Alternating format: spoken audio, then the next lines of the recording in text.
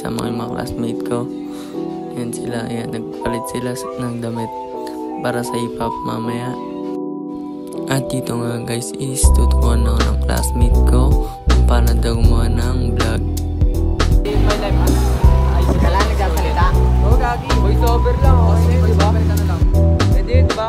Ano pa, nag-away pa kami dito guys, oh.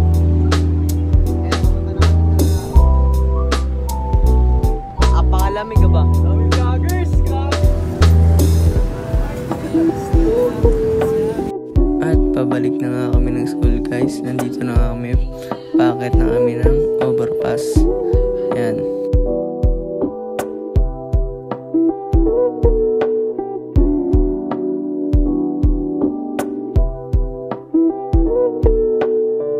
At dito nga guys is nainitan sila dahil maganong oras na rin din, pero ayaw nila maglabas ng payong. Tinitiis na lang nila. At nandito na kami sa school guys at may people pa nga sa court. Yan. Yan, kami na next dyan guys. Kami na sasayaw dyan next.